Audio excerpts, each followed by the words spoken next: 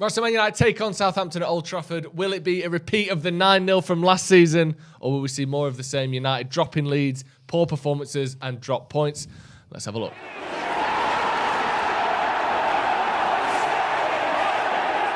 Hello, welcome to Stretford Paddock. This is the preview for Manchester United against Southampton. That is Jay Motti. My name is Joe. Let's get straight into it. No holding back. Last time we played these bastards, we beat him 9-0. It doesn't feel like that could possibly happen again, does it? No, I mean, last time we played him, everything sort of aligned in our favour, even. They had a load of injuries. The kid got sent off in the first minute, basically. Then we just ran riot. Then they had another sending off where we scored 3 goals after that. I think it was Bender that got sent off, the second player for him. So they finished the game with 9 men and obviously 9 goals down. They have been playing a lot better recently than that. As you'd expect, they couldn't be much worse. But they've been playing better. They haven't got the injuries they had last time. And United, as you just mentioned, haven't exactly been on form, have we? Well, let's get into that then. Let's start with a player that, has been talk of the town for the last sort of week or so. I say last week, last few days, since Sunday, and that is Harry Maguire. Manchester United's captain, Manchester United's second most, I think, expensive player of all time, the most expensive centre-back of all time, who had been looking like he was maybe putting some performances together. West Ham, pretty solid. Middlesbrough, pretty solid. The other day, pretty solid until he gets absolutely skinned, roasted for the goal, and all of a sudden, all hell's breaking loose. Should he be captain? Should he be sacked? Is he the worst signing United have ever made? What are your current thoughts on Harry Maguire? Well, I'll probably get pelters for this because it's very fashionable to absolutely hate on Harry Maguire as much as you can. But he's not the worst signing United have ever made. He's not. He's not having a good spell. And okay, he said those 2 good games, but he's having a good season, I should say. And I expect better from him. Yeah. I think we did overpay for him. I've always said that. I don't think he was ever worth 80 million quid. And I think that he does have these sort of patches of games where he's not good enough. But overall, I don't think he's been as terrible as everyone's making out. It's very easy to go, oh, he's been a disaster since he arrived. Well, he hasn't. No. For the first season he was here, we finished 3rd, and he was a big part of that. The second season, we finished 2nd, and he was a big part of that. And a lot of people mentioned the fact, and I've mentioned it myself, that had he not got injured leading up to the Europa League final, we would have had a decent stab at that, a better stab at it, I should say. He also was in the team of the tournament for the Euros. He was star of the match, as they call it, against Germany.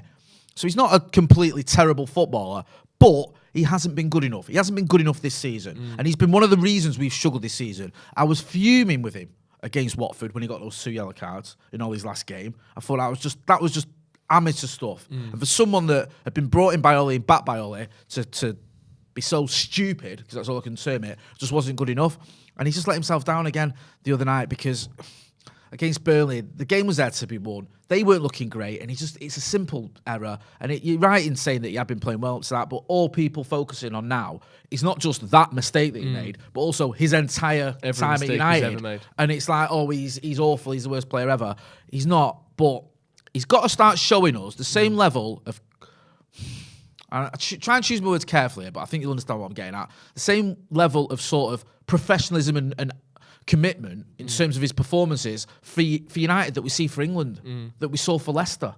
Because there's times at United where he has these little lapses, and I don't see him doing that for England. I didn't see him doing that when he was at Leicester, and that's what's costing him. And ultimately, I think it could end up costing him his time at United. I think the new manager might come in the summer, if this trend continues, and just goes, if I can get, 30, 40 million for him, which I think you could still get, because he's still a England international defender who's sort of in his prime, then I think he'll end up getting moved on, and that'd be a shame because I do think there's a good player in Harry Maguire. We've just not seen enough of it. Yeah, I agree. I just think he's it's a shame for him because it looked like it was sort of going back in the direction of, right, let's build a little bit. You don't get much credit for, playing well against West Ham. You don't get much credit for Middlesbrough. But if you can keep doing that over sort of half a dozen games, then 10 games, then 20 games in, people have almost forgotten about the start of the season. But for that one mistake, which was his only real mistake of the game, to be so brutally taken advantage of. Not only, he obviously oversteps his mark, him and sort of McTominay bump into each other.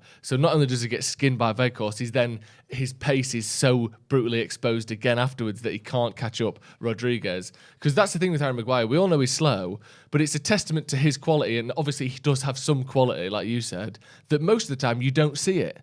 most of the time he's not getting skinned all the time. He's not getting done for pace because he is a good defender. But in those situations where he's behind the striker and it's just him trying to catch up, he looks terrible because he is pretty immobile. Luckily, he's usually got the brain to help him out, but once he's out of position there, he's just destroyed. And obviously, he's the captain, and there's all the stuff with Ronaldo going on as well that kind of is drawing parallels with him of like, why are people blaming Ronaldo? It's Maguire who's the captain. This is this. So it's a shame for him.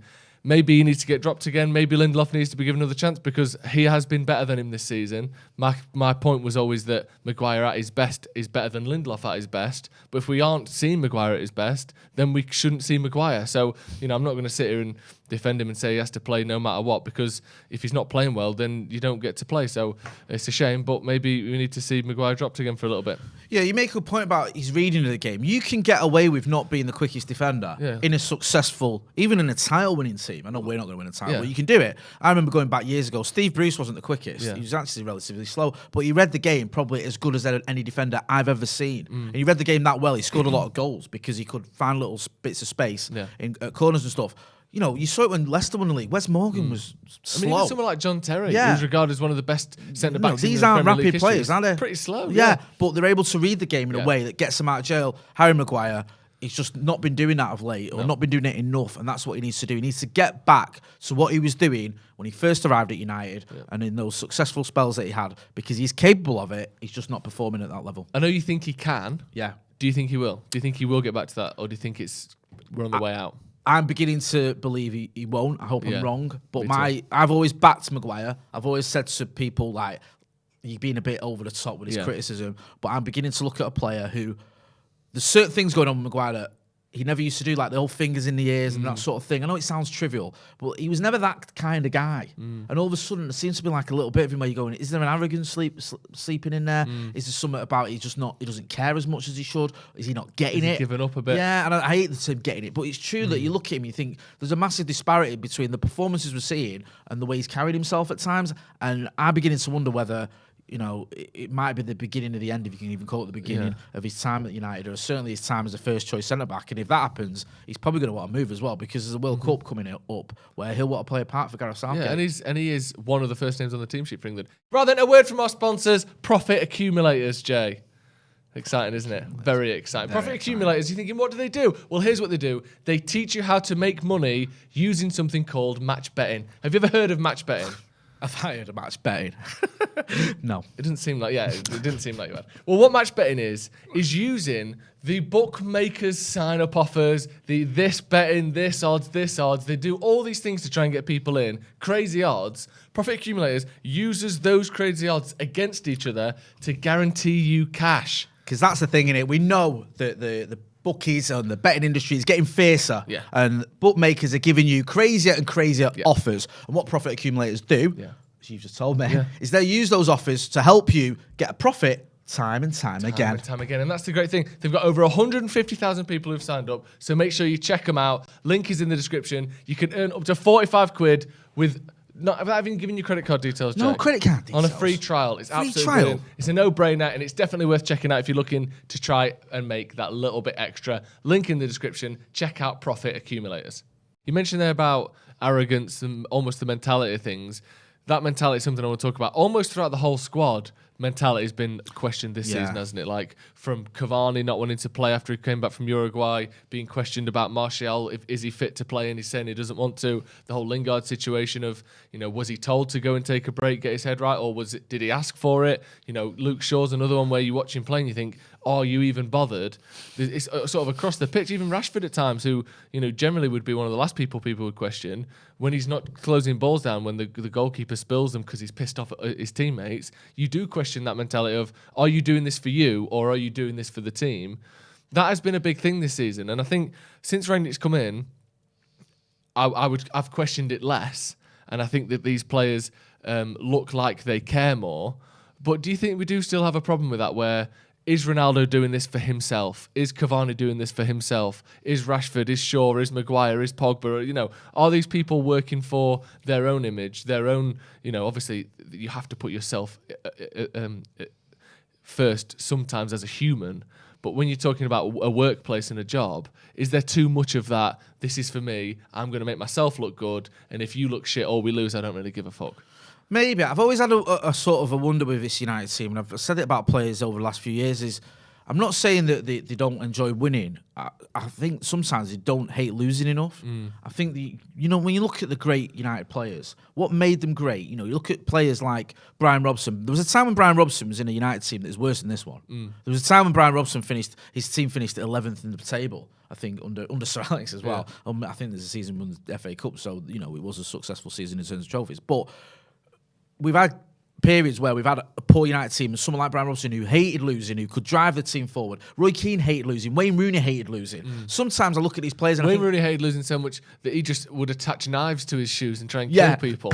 Like, if I'm going to lose, but you're going to lose the function of your legs. Chop your legs off whilst doing it. Yeah. But these players that drove their teammates around them or inspired their teammates around them because they knew, if we're going to lose this game, we're going to go down fighting, and I better give my all, because if I don't, he's going to be killing me. He's going to be ripping strips off me in the changing room. Now you look at it and I see players that when they lose or when we are losing, it's like they've given up already. 1-0 down, heads start dropping. People aren't, like you saying, closing men down and doing the basics that they should be doing. And after the game, you're seeing an attitude of indifference almost. And that's what hurts me as a fan. And that's what I think the real some of the issue with the mentality is. I'm not saying that you might be right, but I don't know if it's the players necessarily just playing for themselves. I just think that some of them, I just don't think they hate losing enough or dropping points enough. And I think they should. They should have that mentality, if we're going to keep using that word, of this is Manchester United, we should be challenging, and I as a player at Manchester United are here for a reason, and that is to win titles and win Champions Leagues and challenge for them honours. And I know we're miles away from that, but that's where we should be.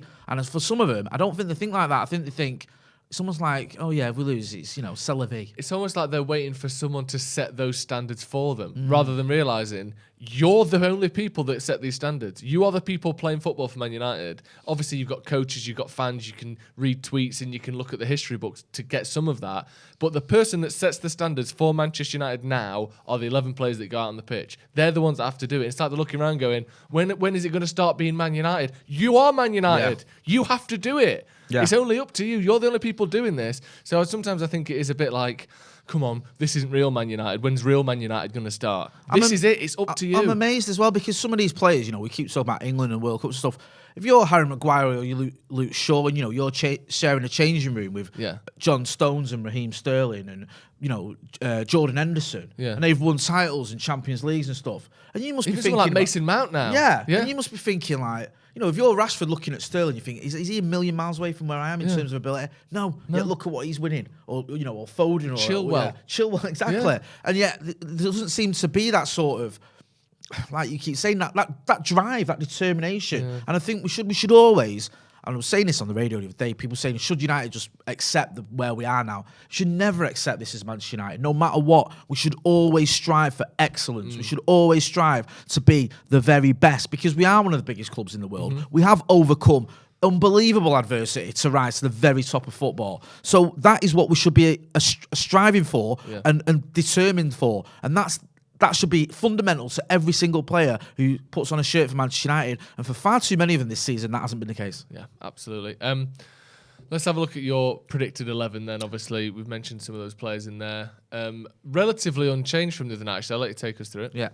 Yeah, I mean, I have dropped Maguire. I don't know if it's predicted, so I was in two minds. I think Ralph Rangnick might be like, I'll give him another game. I don't want to drop him now, because it wasn't like he said a completely disastrous performance. It was just a mistake that was costly. Mistake, yeah. But I think Victor Lindelof, I've said this like last few weeks, we've been doing previews and watch-alongs and stuff. Victor Lindelof has been our most consistent defender this season. I'm not saying he's our best, because people go, Vran's better. I'm saying if you look at the performances over this season, because Vran's missed a lot of them as well for injury, Lindelof has been pretty steady for most of it. He's dropped a lot of sort of sevens. Yeah. Whereas a lot of his teammates have had the odd 3 and 4 and stuff. So I would go with Lindelof. I'd go with Varane. Shaw and Tellez, I don't know what the situation is with Tellez, but I'll stick with Luke Shaw for the time. Yeah, I think there was an issue there, so stick with Luke Shaw. Diogo Dalot, I thought carrying the ball, he did quite well against Burnley. Oh, he looked brilliant. Yeah, there was some runs he went on where he looked like, hang on a minute, who is this? He looks like a prime Messi. Yeah. I know that's a little bit of an exaggeration, but he looked really son. good. Yeah, look, Messi's son. He's, a bit better. But yeah, he keeps his place. That's basically that. Definitely. McTominay, Pogba, Fernandes. For a little while, that was working. I thought Pogba played well the other night, but I didn't think Bruno did. I thought McTominay was his usual patchy self. He needs to get back to a bit of form because he had a few games where he's playing well, and then it's just inconsistency. Sancho was our shining light the other night. Yep. I've put him on the left and Rashford on the right. And I'm going to get pelters for this again, I don't care. I thought Rashford did okay against Burnley. I did. I thought he caused them problems. I thought he was unlucky that the goal got disallowed, which would have been his assist. And I thought he had a couple of decent efforts as well. Maybe one he should have pulled back, but he was at least testing the keeper. And I think we're seeing a little bit of progression from Marcus Rashford, so I keep him in the side. And Cristiano Ronaldo, the dropping Ronaldo experiment hasn't worked, so let's stop doing it. Yeah, very similar team to yours, actually. A couple of notable changes, though. I've kept Maguire in because, again, it's a predict 11. I think Rangnick will probably say... I hear you. Lindelof's had a bit of injury problem. He had the heart thing, and then he got burgled, and then he got COVID, didn't he? Or something. He's had a real time of it, and bless him. Yeah, so I don't know quite how match fit he is. And like you said, I think if you're ever going to back Maguire, it's when it's because like some of the games before, like in the Champions League and stuff, like the away game was it Villarreal or. The Young Boys game or the Atlantic, can't remember which one it was, one of the away games where he was just making mistake after mistake after mistake, like misreading where the ball was bouncing, losing the ball in the air, like taking a touch and forgetting where the ball was. He wasn't like that against Burnley. He just made that one stinking mistake where he just gets completely skinned and it cost us 2 points. I get that.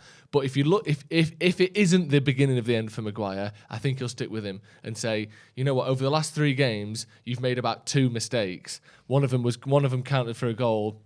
The other one was sort of, incidental that didn't turn into anything. If he's going to stick with him, I think now's the chance to do it. And I think he probably will stick with him. That midfield, I think it works relatively well.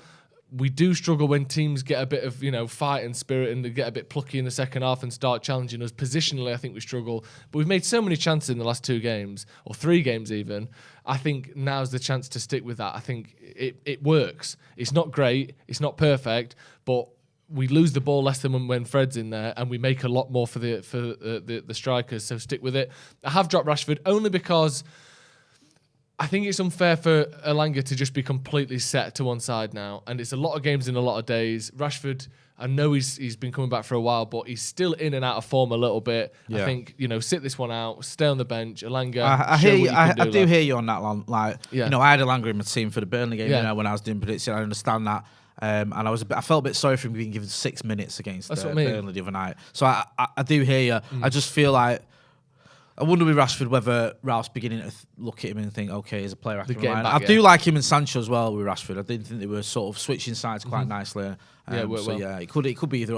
I wouldn't, I love Marcus Rashford, but I wouldn't be complaining if Anthony Elanga starts. And also that thing of you putting Sancho on the left. Every time Sancho plays off the left, you see tweets on Twitter with thousands of likes saying, "Why did we buy a right winger and let's play him on the left wing? He did play on the left for Dortmund. And also he played on the left as much as he played on the right. And also they swap, they move. Exactly. He doesn't just stay on the left the entire game. No, he'll do that for like 30 minutes or something, and then you'll see him swap over. Yeah. So it's not like it's set in stone. You're there for 90 minutes. No. He seldom is. So Sancho played in the number 10 behind the striker. He played on the left and on the right, and he was actually slightly more productive off the left. Yeah. So to everyone who thinks that Sancho's only a right winger at Dortmund, why did we buy him? We brought him in so we have options off the right, but he can play across that front line behind the striker, and for that striker, I've gone with Ronaldo just because.